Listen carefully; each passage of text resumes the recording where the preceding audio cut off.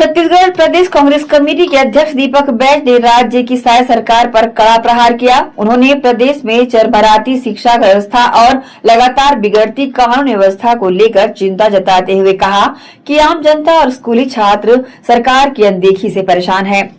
दीपक बैज ने आगे कहा कि पूरे प्रदेश में स्कूलों की हालत बेहद जर्जर है।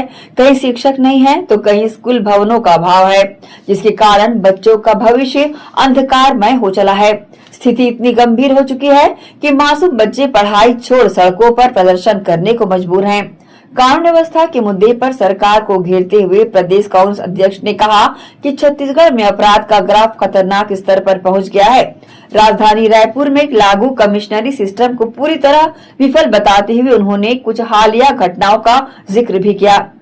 प्रदेश में बिगड़ चुकी कानून व्यवस्था अब असहनीय हो चुकी है। राजधानी में महिला की रास्ते में रोककर हत्या कर दी जाती है कुछ दिन पूर्व, और उक्त महिला के शव के साथ दुष्कर्म किया जाता है। कुछ दिन पहले एक महिला को एक दिन में ही 2 बार गैंगरेप होता है एक महिला के साथ। राजनांदगांव के चिकली में एक व्यक्ति के घर में घुसकर हत्या कर दी जाती है।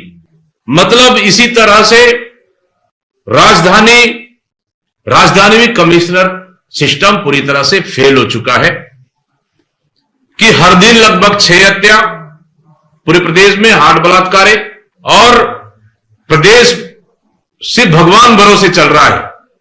मुख्यमंत्री, गृह मंत्री दोनों को फोटो सेशन करने में फुर्सत नहीं है और प्रदेश की आम जनता भगवान भरोसे अपनी जान माल जोखिम अब खुद सुरक्षा करने को मजबूर है।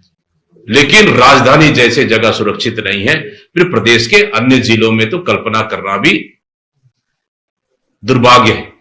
मतलब कुल मिलाकर अब प्रदेश में कानून व्यवस्था पूरी तरह से खराब हो चुका है। अब प्रदेश अपराध के मामले में यूपी और बिहार को पीछे छोड़ दिया। देखिए, किसान, मैं स्वयं क्षेत्र में घूम रहा हूं, बस्तर भी गया, अन्य क्षेत्रों में भी गया। किसानों को तो खाद तो बिल्कुल भी नहीं मिला।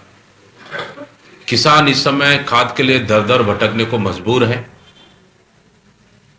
ना सोसाइटी में खाद मिला,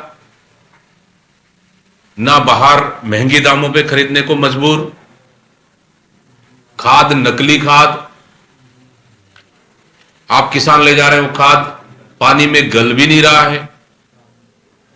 किसानों दुकानों में खाद आ रही है लेकिन सरकार के पास खाद नहीं आ रहा है। हम तो आत्मनिर्भर भारत में जी रहे, फिर खाद क्यों नहीं? सरकार जिम्मेदार है इसके लिए। किसानों को खाद तक नहीं दे पा रही है।